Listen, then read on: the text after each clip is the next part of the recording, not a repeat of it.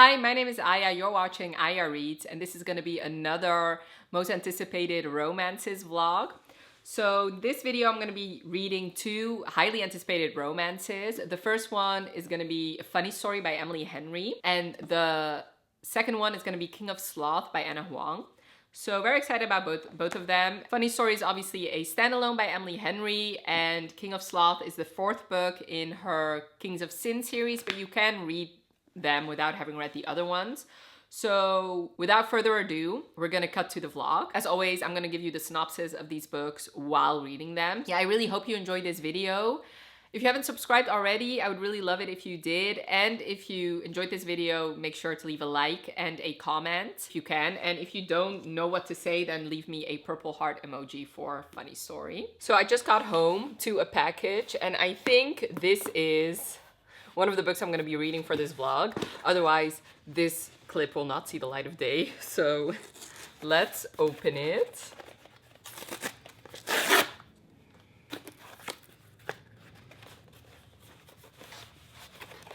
Yes, I already see the color. Woo! Yes! I already love the spine. Look at that. It's like orange, like little oranges, like orange parts. That is cute. Okay, so this is Funny Story by Emily Henry, of course, which, let me actually grab the other book because I don't think this matches the other one, which is gonna make me upset if it doesn't. So this is Happy Place. Let's see.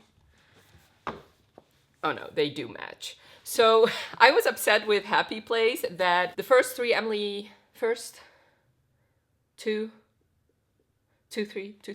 the first three Emily Henry books were published as like regular sized paperbacks, like a little bit shorter than this one.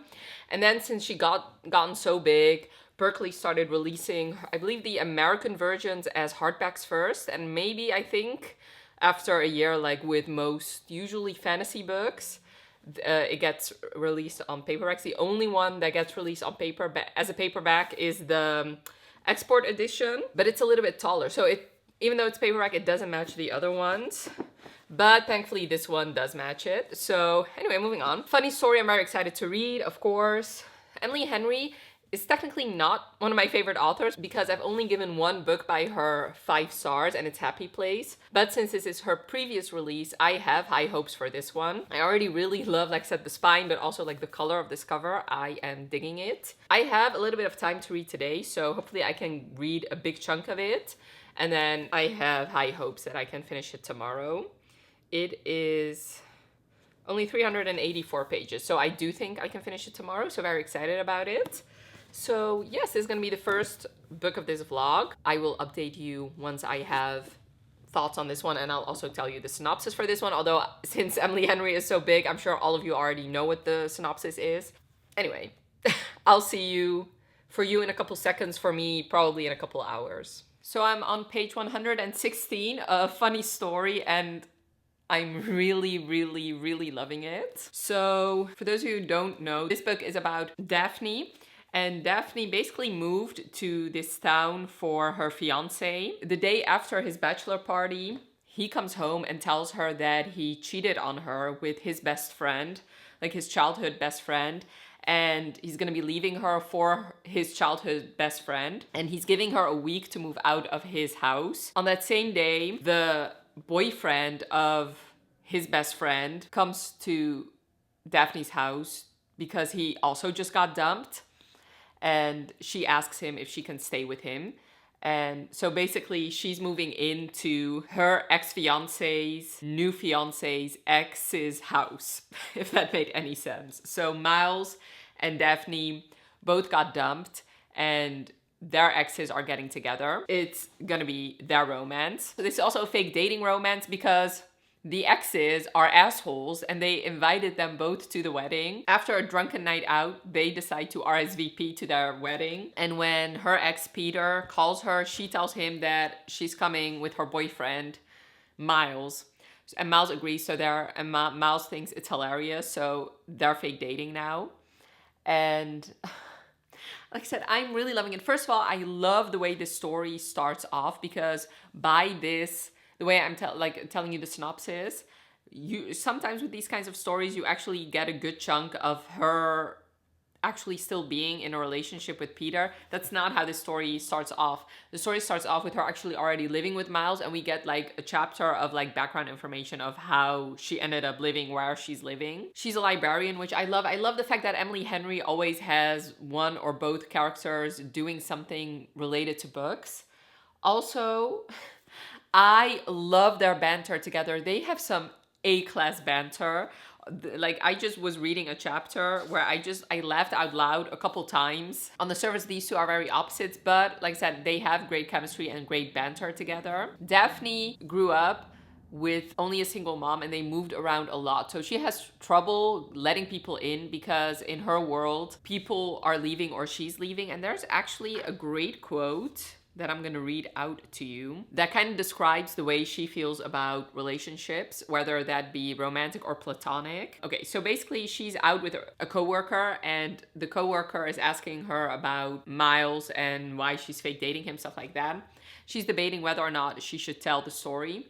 And this is basically her inner monologue. I grimace, debating how much more I should divulge. This is my problem. I don't know how to talk along the surface of things, but I also don't want to unearth the ugly stuff. Over and over again for people who are just passing through my life. It's depleting. Like every time I dole out a kernel of my history to someone who's not going to become a fixture in my life, a piece of me gets carried away, somewhere I can never get it back. You can't untell someone your secrets. You can't unsay those delicate truths. Once you learn you can't trust the person you handed them to.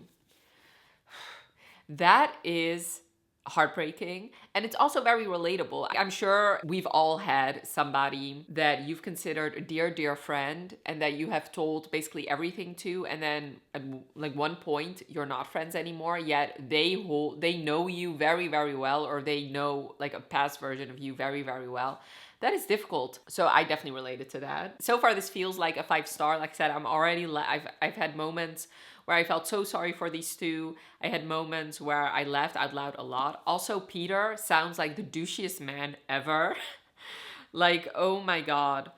I like both Peter and Petra are the type of people that I cannot stand. The fact that they can callously and so easily hurt people. Like, Petra literally left Miles just a note breaking up with him. Like, and then, but yet constantly, even after they've broken up and she's seemingly happy with her new fiance, she keeps checking in on him, and Peter does the same thing, and it's very annoying, like pretending to be these good people in public. I cannot understand how you can hurt somebody you claim to love this badly and this callously. Like, I mean, of course we've read friends to lover stories where, yeah, I can definitely believe that like you don't realize you're in love with somebody until like a big event happens, like his bachelor party, for example. But I think Peter loved her all this time, and he was just waiting for her to finally make the move. And I think that because like the way he thinks about Miles and the way he thought about Miles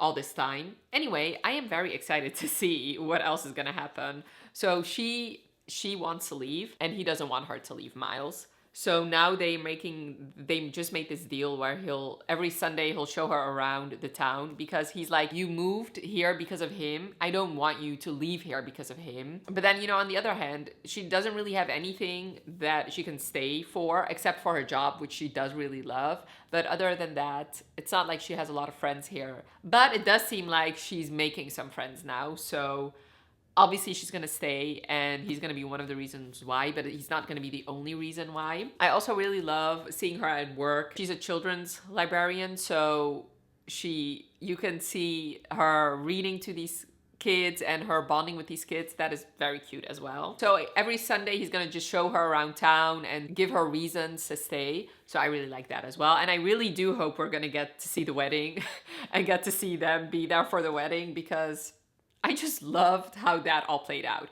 Sometimes fake dating is a god tier trope in my opinion, but sometimes the reason for fake dating is very convoluted and doesn't make any sense. I think in this case it definitely does make sense, and it was very organic how it happened. Like I can definitely, like if I put myself in her shoes, I can definitely see myself do the exact same thing. Yeah, especially if I RSVP'd drunkenly to this wedding. Like I cannot take that back now. Now I need to come and have a fake boyfriend with me. So yeah, also there was this scene with them on this beach and them taking pictures for social media. I don't know, that felt so romantic to me, and then that turned into her being cold and him holding her. Like so far they have great chemistry, like I said. She's very attracted to him, and this is single point of view, so we don't actually get to see his point of view, but it's obvious that he likes her too.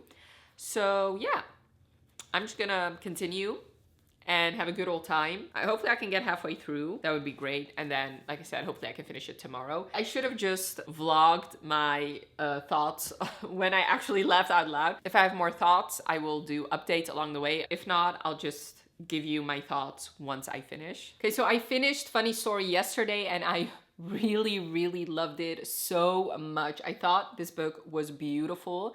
I think this is my favorite Emily Henry actually. I really loved Happy Place when I read it last year, and I do remember once I finished it, I felt similarly, but at the end of the day, it didn't make my top 15 of 2023. So I guess time will tell if I love this book just as much once I actually finish the year off. But right now I really loved it.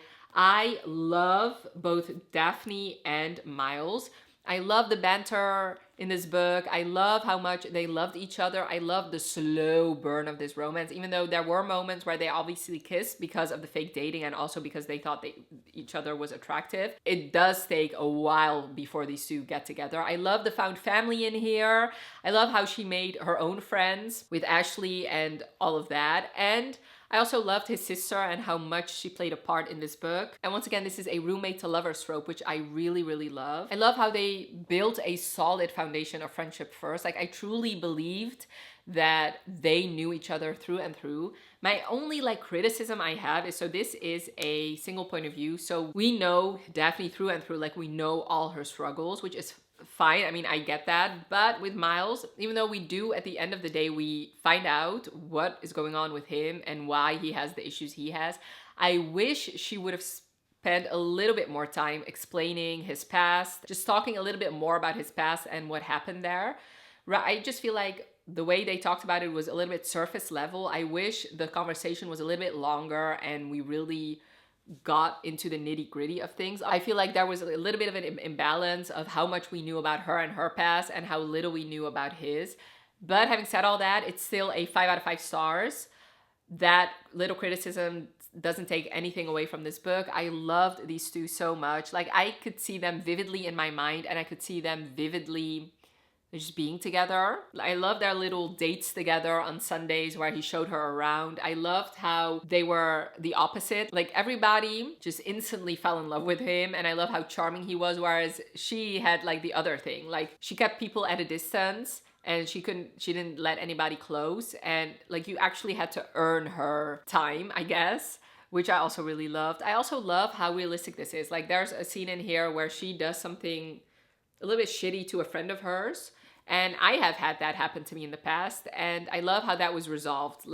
Yes, in friendships, you can make mistakes. In all relationships, you can make mistakes. And I love how this book was honest in that you're going to make mistakes. But as long as you own up to that and ask for forgiveness, usually if a person loves you, and if you don't make a habit of doing those things, they will forgive you. And I did love that. I love how we saw that in a romantic relationship, but also in a friendship. I love how this was, as much as I do love romance, obviously, I loved how this was balanced. It was equally about the romance, but also about her and her learning to trust other people. And like I said, the found family in here was beautiful. This feels like my favorite Emily Henry.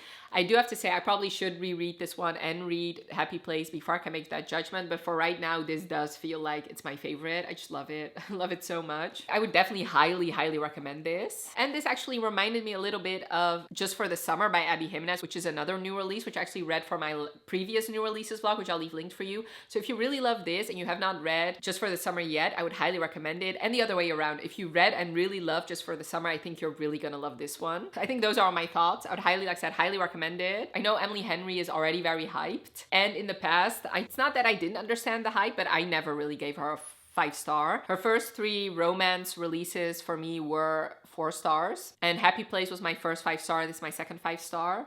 She's probably gonna win all the accolades and like the Goodreads Choice Award anyway, but I did really love this and I would highly recommend it. So yeah.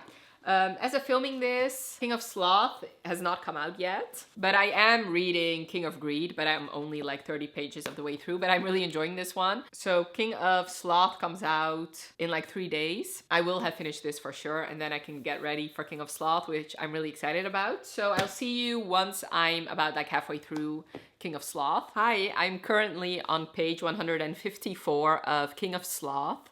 And I'm really, really enjoying it. This book is a little bit longer than the other ones we've gotten in the series so far, even though I've only read the second and third book so far. And I already appreciate it because I thought King of Greed, even though I gave that one 5 stars, I thought it was too short. I really would have loved for it to have been at least 50 pages longer. So already I'm happy. Well, I mean, I say that now, I'm only 32% of the way through. But King of Sloth is the 4th book in the Kings of Sin series by Ana Huang, and it came out yesterday as I'm filming this. Yesterday I still needed to finish a book, so I started it today. And already I've read 150 pages and it's only 4 o'clock, so I read a lot already. And I also had to work today, so that's why it's not more than that. King of Sloth, you follow Sloan and Xavi, I guess. I don't know how to pronounce that. We've seen them in at least the second and third book. Maybe we've even seen them in the first one, but I don't think so, because I've not read the first book, like I said. He is this trust fund baby who never did a day's work in his life, and he's the king of sloth, so he's very lazy, according to her. And she's his publicist, hired by his father to keep him in check, basically. He has been interested in her. He's constantly flirting with her, and she keeps him at a distance because it's a conflict of interest. Should they get together? Plus, she thinks he's lazy and stuff like that, so he's constantly partying and she doesn't want to have anything to do with that. But then he ends up convincing her that she needs to take a vacation because she's constantly working. She has a stick up her ass, according to him.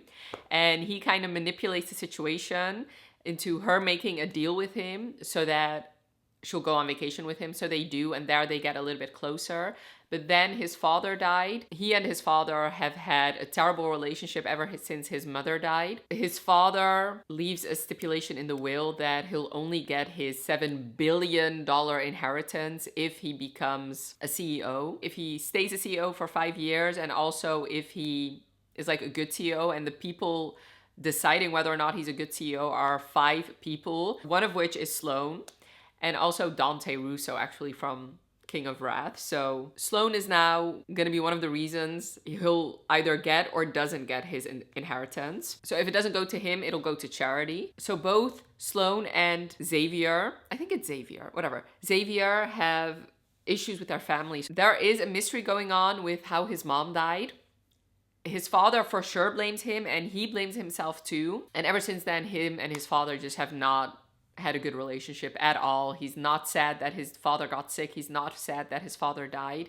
And that is like also, like, the public knows that. Well, they don't know that he's not sad that his father died, but I don't know, it is well known that there's a rift between them. And then Sloan comes from this very wealthy family, and something happened in her past that has something to do with her father and one of her sisters that made her leave 5 years ago, never look back. She doesn't have any contact with her family apart from her youngest sister, who she goes and sees when her father and stepmother are not around. And when she left all that life behind, and now she is a PR consult. Like, she's the CEO of like a PR agency, and one of her client is Xavier. I'm really loving it.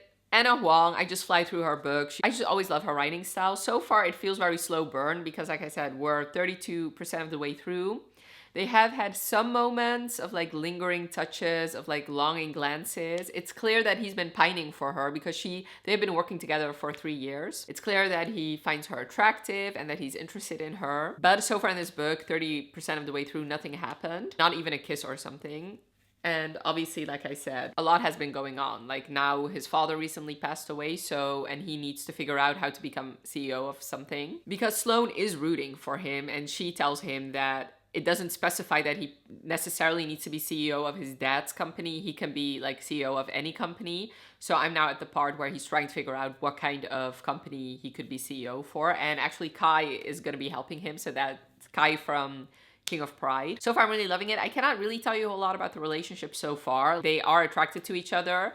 They do have chemistry. This is pitched as Grump Sunshine, and so far, I mean, we've seen Sloane be grumpy in the other books, but so far, even in her interactions with Xavier, it's not really... I have seen way grumpier heroines than her, so she does care about him, and she knows that he has a lot of potential, and I guess that is why she is often disappointed in him, because she knows that he can do more. But I think his father has constantly told him that he's no good and he cannot achieve anything. So that really has messed him up. And yeah, those are my thoughts so far. I guess I'll update you once I'm a little bit further of the way through, or if I have any other thoughts. For now, sometimes when I'm at 30%, I can see where my rating will go. So far, I'm not sure. I guess we'll see. I've given the second book 3 stars and the third book I've given 5 stars. And the billionaire trope is not one of my favorite tropes. So if the other tropes work for me, then there's a good chance that I will really love this book. But like I said, we'll see. And I'm very interested to know what happened with Sloane's past. I'm interested to know what happened in Xavier's past. So there's a couple mysteries that hopefully we'll get answers to. And I guess I'll just update you, like I said, once I have any other thoughts. So I finished King of Sloth an hour ago, and I needed to sit with my thoughts a little bit because I was really debating what rating I should give it, and I'm still not 100% sure. For now, it's gonna be a 4, but it might become a 4.5, but I'm not sure. Definitely check out my mid-month wrap-up if you want to know for sure if it stayed a 4 or if it's going to be a 4.5. But I'm leaving on vacation tomorrow for Italy. Ooh, very excited. So I didn't want to wait. I don't know. I feel like this book needs a couple of days for me to sit with it to really solidify my thoughts. But I don't have that luxury because this video is going up while I'm in Italy. So by the rating, you can see that I definitely really enjoyed it. I love Ana Huang's writing style. I think she has the perfect combination of romance and smuttiness. I always know that I can count on her that... Oh, it's storming outside or thundering. Well, what was I saying? Yeah, so I can count on her. Her smutty scenes are usually very great. The thing that prevented this from being a 5-star for me is this did feel too long, because this book is quite a bit longer than the other books in the series, and to be honest, I don't really understand why.